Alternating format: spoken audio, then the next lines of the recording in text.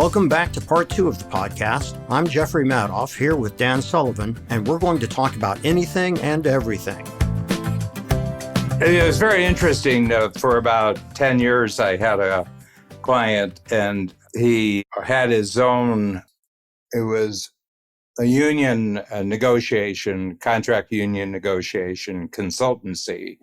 And he would essentially represent management in their negotiations with unions, okay? It was kind of like having a mediator in a legal case. And the reason was that he was committed to getting a deal for both sides, okay? And to a certain extent, he had to be tough with both sides, in doing this, okay? That he couldn't be the management's guy who's arguing the management's course because the management's guy couldn't get a deal. Okay, so he had to come in. And I said to him, from your experience, how often is money the central issue? And he said, never. Never. He said, money's never the issue. He said, historically, if I put all my negotiations together, money would come out at an average of sixth most important thing when the process starts. And he said a lot of it is they feel that there's organizational deficiencies where things aren't run well enough and work processes the way they think, and they've got no say in correcting them. They've got no say in, in actually improving things. That they've got ideas of how things could be done better, but there's no vehicle of discussion or anything within the company where our voices can be heard, where we can improve things. And he says, and then we have a number 1 and they won't accept number 1. Number 6 became number 5 and it got bigger. And then number 2, they won't accept that. So number 5 moved to number 4 and it got bigger. He says, once they've given us no agreement on 1 through 5, and then he says, then money has to represent all 6. Right.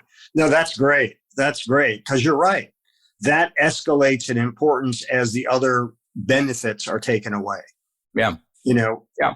We had a interesting illustration of that, which is that before the workshop, when we were rehearsing for the workshop, and I knew that I wasn't happy with the ending I wrote. It wasn't clicking. Something was off, but I didn't know what. Sheldon and I sat down, and Chester, who plays Lloyd, and I said, look, here's my concern. The ending that I've written, I don't think is effective. It's not powerful enough. And one of the things is that I want to transition from Lloyd talking to Lloyd singing, which then brings out the company. But, there's a refrain, and I kept on singing and I kept on singing. But I didn't have that refrain yet. I was just trying to think of what it was. Well, we had a fascinating discussion that took in not only the story structure, but it took in issues of race. And it was really deep, but really good. And Chester came up with a really good idea, but he couldn't really articulate it. He said, I think I can do something that works here. I want to work on it with Shelton, the musical director. And Sheldon said, that's great. Why don't you guys work on it?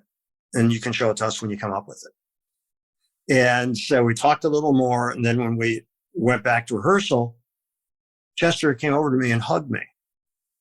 And he said, a lot of playwrights say, we want your opinion, but they don't.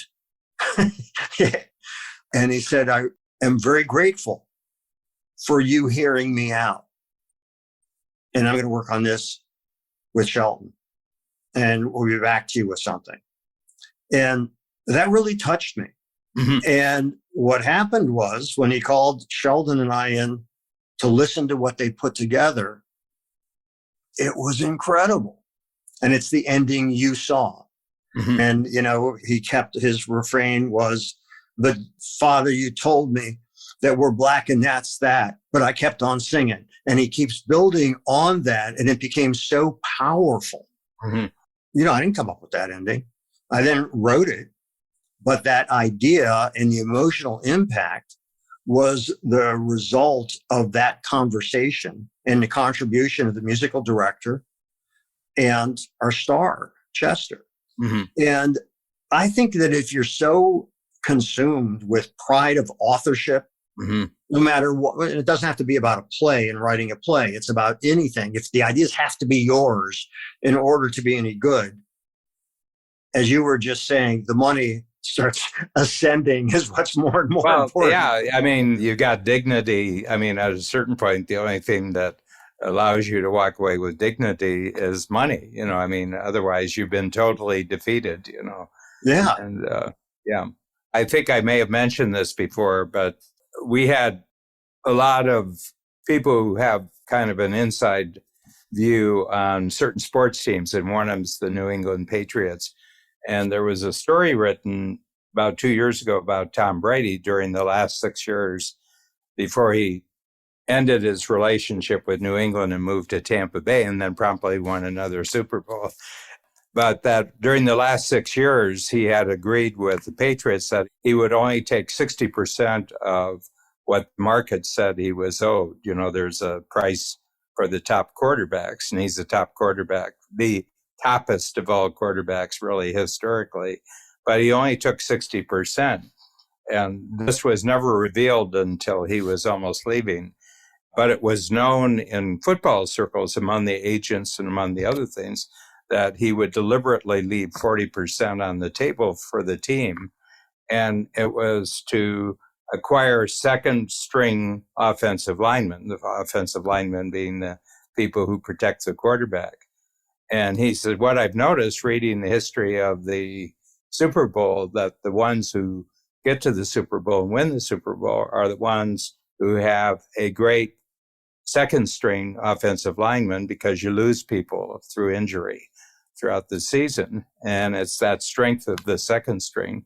He says, the money I'm leaving on the table is not going to get you first string linemen, but it'll get you 3 or 4 really good second string linemen. So then they had a conversation with him, and one of the reporters brought up that the other agents and the quarterbacks in the league were really angry with him because to a certain extent, he had devalued their bargaining position with their own clubs by doing this. And so Tom Brady, who's, he's very Zen-like in some ways.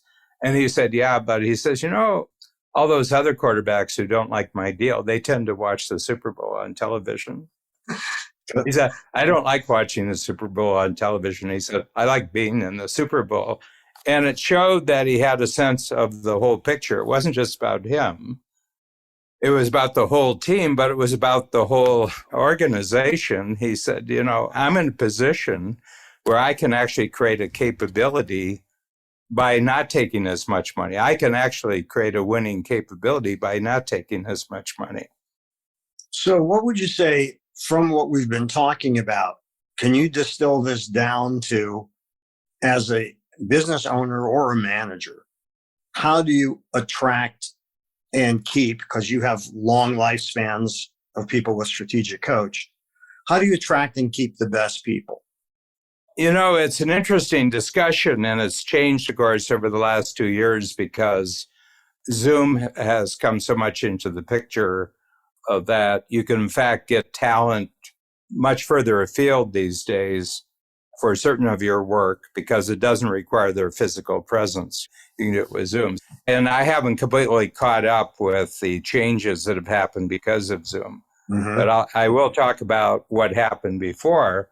Our clients, primarily, they're not big city entrepreneurs. They live in outskirts of cities. They live in smaller communities. And they come from all 50 states. We're represented from all 50 states.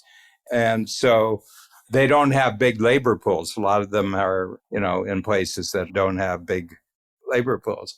And they say, well, you talk about attracting great people, but we just don't have great people where I am. And I said, that's one way of looking at it. I said, the other way is that you do have great people where you live, but they're not looking for you. Mm-hmm. And he said, what do you mean? And I said, well, what's a great person? What would be a great? Well, they're really motivated. They're excited and everything else. They put down the whole thing. They want really interesting work to work on and everything. They do great jobs. And I said, so are you showing up that way that someone would know that you're someone great to work for? that you're someone who creates great excitement on the projects.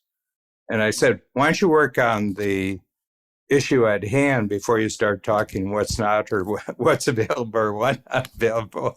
I said, it may be that there's no great entrepreneur available here for great people to work for. I mean, they take it or leave it, but that's also the fact. So my primary thing is that I've got to, first of all, work on myself continually, that I have a big forward vision for myself that I'm totally sold on. In other words, I'm not going to buy my own vision depending on whether other people agree with it or not. I'm going to buy my own vision, say, I'm totally committed to this, and I'm looking for people who have great skills who might be part of this.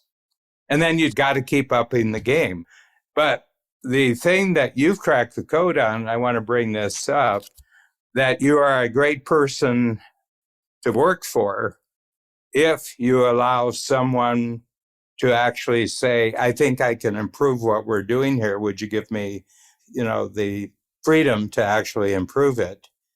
And if you say no, you're not a great person to work for. Right. If you say yes and say, I'd be happy to hear what your solution looks like, that'll be a great contribution if you can do that. And I would tell you, people will take a bullet to work in that kind of situation. Yeah, it's so interesting to me, because why would you hire someone whose opinion you're not interested in? Status? You're right. Yeah. No, status. There's three answers. There's three things: status, status, and status. I'm a big deal. I can get this person. I can get this person. I can get this person. Okay. And then when they fail, you say, well, they were schmucks. Right. Right. Yeah. Now I'm looking for really great people. These people are losers, and everything like that. I mean, you've seen that. I sure have. Always deflect responsibility away from yourself. Yeah. It's always somebody else's fault. Yeah. Somebody else that didn't fulfill on the promise. We thought they were good, but, it was all puffery. They weren't as good. I mean, it happens, but the really great ones, I mentioned in a recent email to you about the movie Topsy Turvy, about Gilbert and Sullivan and the creation of the Mikado. Right. And the enormous degree to which, well, first of all, the producer and director of the movie has his actors come and live with him for a year, and they create the script. And then he brings experts in on the times. In this case, he brought the experts from Buckingham Palace to come and talk about, in the 1880s and 1890s, how did people talk to each other? How did they relate to each other? So he starts creating piece by piece the actual piece, but the script is not set to begin with. The script is created out of dialogues and discussions with the cast. But then that was actually reflected in the movie, that Gilbert especially really listened to his cast, and Sullivan just mailed in the music. He kind of sent the music by courier, but Gilbert was really involved in according to the story that was told in the movie. But I think that the more you make people part of the creative process, the more their commitment grows. I think you're right, because I think people want to feel valued. Mm-hmm. And that they want to feel heard. And, a business relationship on a certain level isn't any different than any other relationship in your life, right? People want to be respected. They want to feel like they're heard, that their opinion matters, and all of that. I think it's different in the sense that the measurements of whether it's good or bad show up much more quickly. Yes. Like the 30th of the month. That's right. That's right. Yeah, but the profit and loss is much clearer to see in business than much more quickly and more instructively in business than a lot of relationships. Right. Well, and there's a lot of things obviously that come to play in relationships, but I think in broad strokes, people want the same things, in terms of that and in terms of acknowledgement and so on. And I think that where people feel the worst is when their contribution is not acknowledged. Yeah. And, you're just treated like another cog. Yeah, there was a very interesting little experiment done. I think it was about 20 years ago, and it's in New York.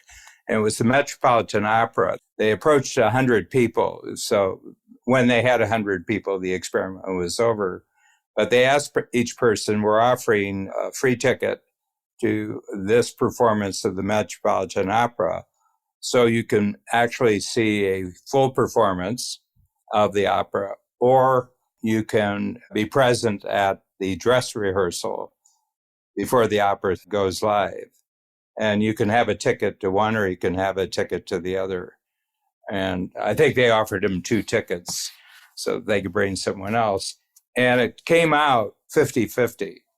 About 50% chose the full live performance, and the other 50% chose the backstage, the preparation for it.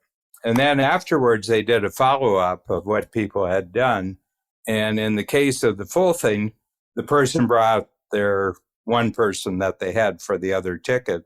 But what happened with the other people is that after they had been to the rehearsal, on average, they bought 6 tickets and brought 5 people to the opera itself, because they had been part of the creation of the opera by being there at the dress rehearsal. Which makes perfect sense. You know, I mean, you got to sit in on rehearsal for the workshop. Yeah. And I think that I'm guessing we didn't talk about that, but I assume that makes you feel more a part of it. Well, so much so that I want to get the full dates and everything now, because if I go out 100 miles from Philadelphia, I've been talking about this for 2 years. I got an enormous number of my clients who want to come and see this play. Oh, fantastic. Thank you. That's great. That's really great. Yeah, it's interesting, when I'm interviewing people, like either for my regular business, and when I was hiring editors, and I said to them, I want you to do work that you want to show your friends. I want you to think it's cool. And also in process, after I give you the initial instructions and we talk about the project and so on, don't come to me and say that, I'm not sure if this is right, but I wanted to show it to you. Bring it to me when you're proud of it. Yeah. And then I'll help as best I can to solve any problems, but I want you to be happy first. Yeah. What if the client doesn't like it? Because they're conservative or they're this or that. I said, that's not your problem. You have to please me. I'll deal with the client. Mm-hmm. I don't want to clamp down on anything. I want to put out stuff that I feel really good about, because if I'm sold, pretty good chance I'm going to be able to sell it. Mm-hmm. Which again goes back to your wisdom about the double sale. Yeah. Yeah. But the thing that I'm getting, and I think we're going to see 10 years from now, looking back, that there's been a profound shift, and I would say it's society-wide, of what's worth working for. Okay. I think we're seeing some of that now, right? And I've had discussions with a lot of people about, there's 10 million unfilled jobs. In other words, the economy right now could accommodate 10 million more people because they're missing. So I was talking to someone who had some attitudes, people are just lazy, people aren't motivated, the school system isn't working, everything else. And I said, I've got a different thing. I said, before the COVID, they were working so hard and they were working so long, and they would get up in the morning and they would go to work and they'd come home and they were so tired they'd go to bed. And they had absolutely no time to actually reflect on whether they actually liked working where they were working. Okay. But all of a sudden they had like 3 months and they're saying, I can't believe what a shitty job that was. I can't believe what a shitty boss that was. I can't believe I put up with the shitty work conditions. I can't believe I put up with the shitty commute. I said, the worst thing in the world happened. They gave people time to think. But you're right. Yeah. You're absolutely right. Yeah. And, I think that the long-term effects of that remains to be seen, but I think it's beneficial. Oh, I think it's tremendous. Me too. I think the pendulum had just swung so far that the employer was the buyer, you know. And now you're talking about supply chains and everything, and it's CEOs who are going to get fired. It's, I mean, it's, you know, the other thing is that I've been dealing with this, through my other interests like the high technology world. And I said, it's bad to have the idea that human beings are only valuable until we can replace them with machines. I said, that's a fundamentally bad idea. Mhm. First of all, because it won't work. And number two, it's really stupid. And the other thing that shows that you're morally deficient. I totally agree. Yeah. Yeah. I said, if there was any intelligence in it, I might hear you out, but it's so morally deficient that you can't. And I said, for computers to be smarter than us, we have to make human beings a lot dumber. Maybe there's an intent on doing that. But that's the other thing I think we're going to find, that there's going to be some swing back to where we just start looking that the number one resource is human. I think that you're right. And, that might be an interesting thing for us to go into next time, which is right now, people think that data is the Rosetta Stone. Mm-hmm. But when does intuition come in? What kind of data? And how do you even frame it? Because data isn't agnostic. Somebody put together the criteria for the questions, for the way the data is coded, all of these things. And if data was so flawless, we wouldn't have so many failures, but there are far more failures than successes. Yeah. And they're all looking at data. My sense is that big data, it's got a capital B, capital D, because that means it's really important. I said that at best, big data, and we don't know why, in some circumstances, can predict what happened yesterday. That's right. That's exactly right. It's always a rear view mirror kind of a thing. And I was talking. Predict the past. I was talking with a group of technology people at Genius Network, and I said, we're really in showdown times. I said, this is like high noon. This is like, the OK Corral. And I said, there's one of two ideas that's going to win the current showdown. And that is that the human brain processes information. Okay, that's what the human brain does. It processes information. And computers are an invention that processes information. And that we know, just because of the progression of technology, that at a certain point, computers can process information. In many cases, they can already process information. And therefore, the time in the universe for humans as information processors is reaching an end, and the next evolution will be computers as the universal. And I said, I've heard people give speeches on this. There's books written on this, and some people are looking forward to it. It's the coming of the Messiah, when the machines, replace the fraudulent and deficient human beings. I said, or that human brain doesn't process information. As a matter of fact, it's not even about information. It's actually that the human brain makes meaning, and it'll use any kind of input to make meaning. It doesn't really care what the input is. Doesn't need a lot of input to create a lot of meaning. And it's very pleasurable doing that. One of the meanings that the human brain created was a thing called computers, which is an interesting experiment, but they may not last long and we may not think much of them, but that's one of the meanings. And we especially like it when two human beings get together and make meaning together, and a whole bunch of human beings get together, and that's what we are. So that's one or the other is right, and we're getting close to the showdown. No, I think it's really fascinating because, I often think about, I don't know how many words there are in the English language, but what I do know is that there are millions and millions of books that tell different stories, and movies and plays and so on. I don't know offhand how many keys are on a piano keyboard, but look at the range that humans have been able to decode, if you will, and compose and all of that. And I think that where I think some of this is going to lead is actually a higher valuation of creative thought. Mhm. And that creativity and bringing creative thought to solution for business problems, for different issues that we're faced with, social issues, whatever, is Or just for sheer outright pleasure. exactly. Well, that's right. Yeah. I Yeah. think that that's really the case. So I think it'd be really fun to explore some of that. Yeah, I'd love that one because I think this is a big topic right now and it's getting really to be a bigger topic. And I just hear some very, very strange thinking, talking about maybe we should really, really have mandatory euthanasia at 70 because, it's a big expense. Talking about morally bankrupt. We're right back to where we were a century ago. This was talked about. Anyway, it's fascinating to me, but I just see signs of it showing up, that we thought was done and gone with, at the end of the Second World War, but it's coming back again. It is.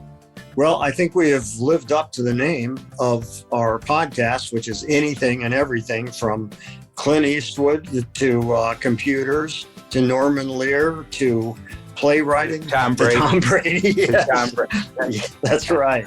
That's right. Yeah. Thanks for joining us today on our show, Anything and Everything. If you enjoyed it, please share it with a friend. For more about me and my work, visit acreativecareer.com and madoffproductions.com.